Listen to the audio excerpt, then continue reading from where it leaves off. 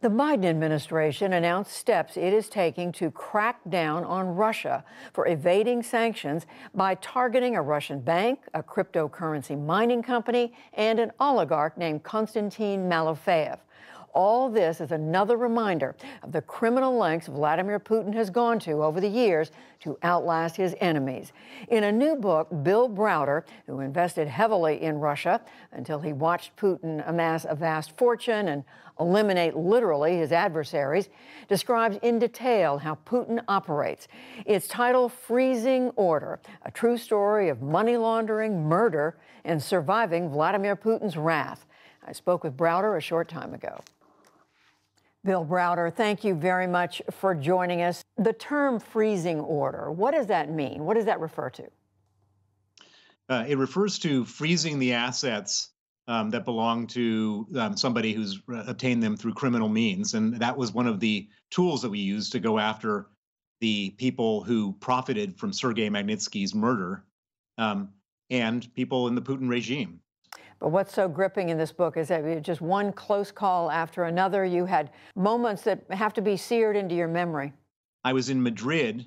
I was going to Spain to meet with the chief anti-corruption prosecutor there because we found money connected to the murder of my lawyer, Sergei Magnitsky, going to luxury Spanish properties. He wanted me to give formal evidence to him.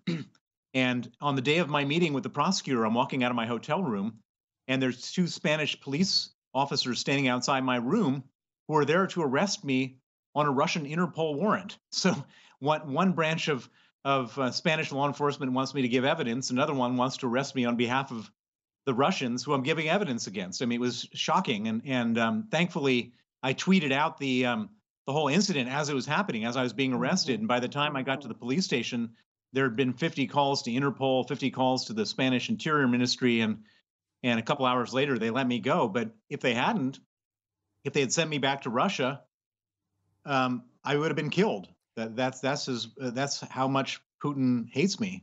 I want to go back to the fact when you first went to Russia, this was in the late 1990s, Putin was coming into power, and you were pro-Putin for a few years before he started to turn on some very powerful business people. But what was it about him initially that made you think he could be good for Russia?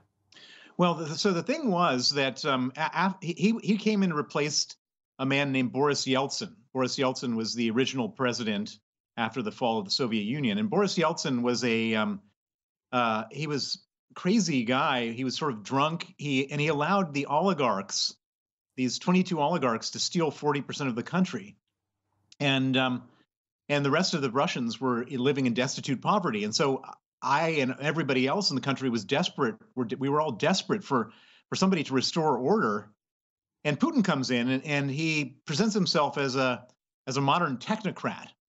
And he wasn't drunk, and he was slim, and he spoke English, and he seemed to understand. He remembered things from meeting to meeting, and for the first couple of years he behaved like a technocrat, kind of a boring technocrat. I mean, he's got no personal charisma at all. And we all thought he was going to be getting rid of the oligarchs. Well, it turned out that he wasn't interested in getting rid of the oligarchs. He just wanted to become the biggest oligarch himself. And there is an expression that power corrupts, and absolute power corrupts absolutely. And that was the story of Vladimir Putin. As he gained more power as president, he became immensely corrupt and immensely powerful, and it just got worse and worse and worse until 22 years later, he's the richest man in the world. Yeah. He's got a net worth north of $200 billion, and he doesn't care about anything up into including, invading foreign countries and killing tens of thousands of civilians. Explain just in a nutshell, how does Vladimir Putin hold on to the power that he has in Russia? You described corruption, you've spoken about the threats, but how exactly does it work?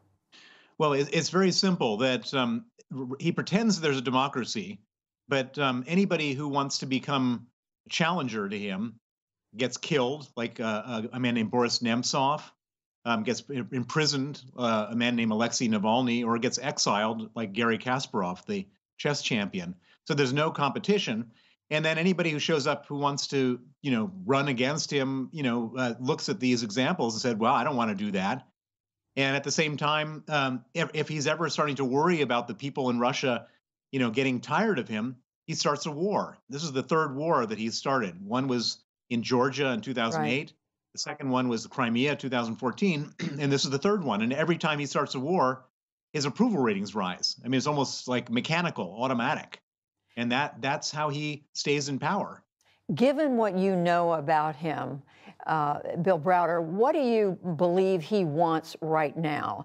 The Ukrainians have put up much fiercer resistance than the Russians expected, I mean, by all accounts. I mean, how long do you think he's going to continue to push to take over, to try to take over Ukraine? He's never going to stop. So Vladimir Putin is in this war to be in this war. He doesn't care about Ukraine per se. He cares about having a foreign enemy. He cares about all the people in Russia rallying against the foreign enemy and around him. And he needs to be in this war. And of course, he doesn't want to be in a losing war. And he is losing based on all the things the Ukrainians are doing. And so there's only one thing for him to do, which is to become more brutal, kill more civilians, and create more heartbreak, because that's his modus operandi. So where do you see this going, this war? Well, there's three outcomes. Either the Ukrainians win, which is the obviously best outcome, not a high probability scenario. Another outcome is that Putin wins, that he somehow gets Ukraine, in which case he'll be then at the Baltic borders, at Estonia or Lithuania, or maybe even Poland, challenging us with NATO. The most likely, and I wouldn't put that as a very high probability because the Ukrainians are doing a good job. The most likely scenario, I put it at 70%, is that this thing just carries on and on and on in the most heartbreaking way.